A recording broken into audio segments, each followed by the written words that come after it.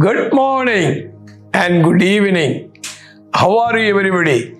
നിങ്ങളെല്ലാവരും സുഖമായിരിക്കുന്നെന്ന് വിശ്വസിക്കുന്നു. പ്രഭാതവന്ദനങ്ങൾ, സന്ധ്യാവന്ദനങ്ങൾ. I believe you are all doing well. അഭിഷേകത്തിൻ്റെ പകർച്ചയെക്കുറിച്ചും അതെങ്ങനെയാണ് പകരപ്പെടുന്നതെന്നും നാം കഴിഞ്ഞ 2 പ്രോഗ്രാമിൽ കേൾക്കുവാനിടയായി തീർന്നു. In the last 2 programs, we were talking about the impartation of God, and we were talking about how can we receive an impartation of the anointing. Number 3, honoring and serving anointed men of God. Now we are going to talk about the third thing we need to do to receive an impartation, and that is honoring and serving the anointed men of God.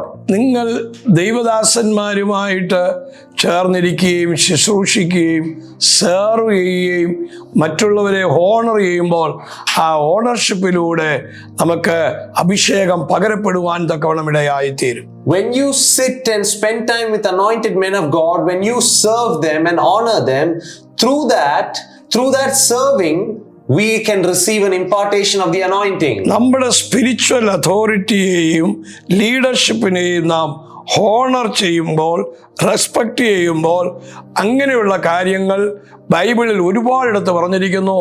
അഭിഷേകം പകരപ്പെട്ടതായി പറഞ്ഞിരിക്കുന്നു. When we honor the men of God and serve them, an impartation takes place. That's what we can see in many places of the Bible. Hebrew chapter 13 verse 17, നിങ്ങളെ നടത്തുന്നവരെ അനുസരിച്ച് കീഴടങ്ങിയിരിപ്പീൻ, അവർ കണക്ക് ബോധിപ്പിക്കേണ്ടവരാകയാൽ അവർക്ക് വിധേയപ്പെട്ടിരിപ്പാൻ അവിടെ പറഞ്ഞിരിക്കുന്നു. Hebrews 13 verse 17 says, have confidence in your leaders and submit to their authority, because they keep watch over you as those who must give account. Elisha ഏലിയാവിനെ അനുസരിച്ചു, ഏലിയാവിൻ്റെ കൂടെ ശുശ്രൂഷ ചെയ്തു, അവൻ്റെ കൈക്ക് വെള്ളമൊഴിച്ചു കൊടുത്തു. ആമേൻ. ഏലിയാവിൻ്റെ കൂടെ ഏലിശായും ജേർണി ചെയ്തു, പല സ്ഥലങ്ങളിൽ പോയി, അവിടെ എല്ലാം കൂടെ സഞ്ചരിച്ചു. അത് അവൻ്റെ ജീവിതത്തിൽ ഏലിയാവിൽ നിന്ന് വലിയൊരു പകർച്ച ഏലിശയുടെ മേൽ പകരപ്പെടുവാൻ ഇടയായി തീർന്നു. Take the case of Elijah and Elisha. Elisha spent time with Elijah. He honored Elijah. He served Elijah. He poured water to Elijah's hands. Wherever Elijah went, Elisha went as well. And when he did that, a great anointing, a double portion of the anointing was imparted from Elijah to Elisha. Serve ചെയ്യുക, honour ചെയ്യുക, ഇതൊക്കെ ബിബ്ലിക്കലായി വളരെ important ആണ്. അബ്രഹാമിൻ്റെയും സാറായുടെയും വീട്ടിൽ വന്ന ദൂതന്മാരെ അവർ ശുശ്രൂഷിച്ചു.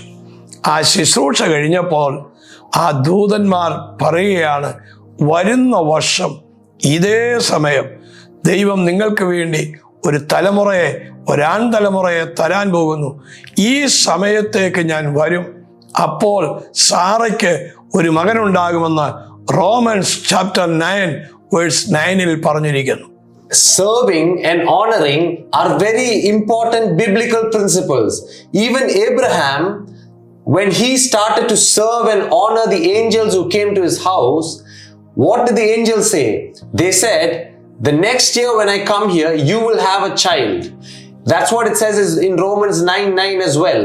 So we see that honoring and serving opens the door for God's blessings and impartations. നാം ചിലപ്പോൾ മറ്റുള്ളവരെ ശുശ്രൂഷിക്കുന്നതൊക്കെ ഒരു പ്രയോജനമില്ലെന്ന് തോന്നും. പക്ഷേ ബിബ്ലിക്കലായിട്ട് പഠിക്കുമ്പോൾ സെർവിങ്ങിലൂടെ, ദൈവത്തെ ശുശ്രൂഷിക്കുന്നതിലൂടെ ഒരുപാട് ബ്ലെസ്സിങ്, അനുഗ്രഹങ്ങൾ നമ്മുടെ ജീവിതത്തിൽ വന്നു ചേരുവാനിടയായിത്തീരും. Sometimes we may think that there's no point, it's useless for me, and it's a waste of time to serve and honor. But if we study the Bible, we can see that serving and honoring is very important, and we will receive great rewards through that. ദൈവം വലിയ ദൈവമാണ്. God is a great God. ആ ദൈവത്തിന്റെ വലിയ പദ്ധതികൾ നിങ്ങളുടെ ജീവിതത്തിൽ നടക്കാൻ പോകും. The great purposes of God are going to be fulfilled in your life.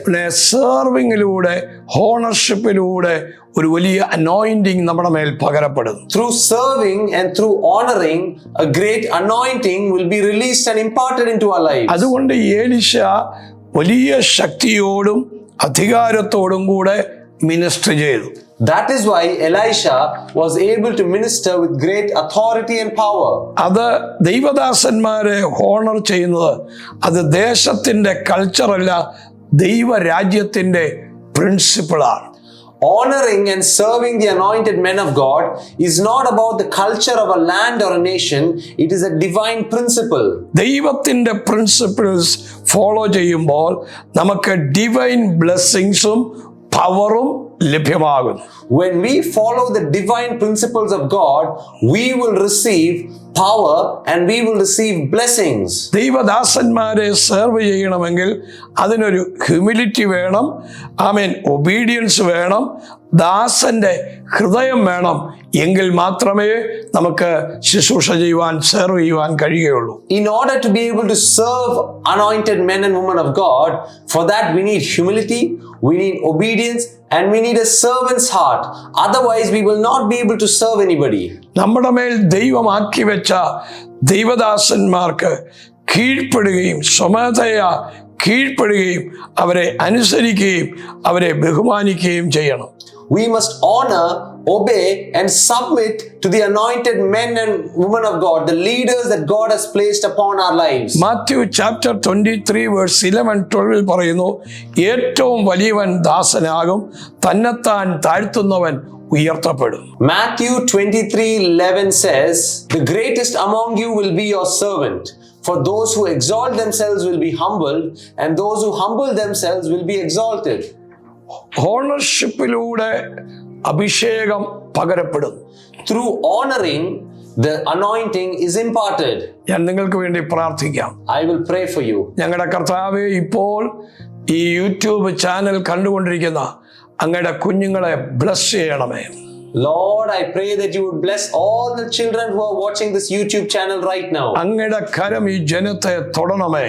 Lord, let your hand touch your people.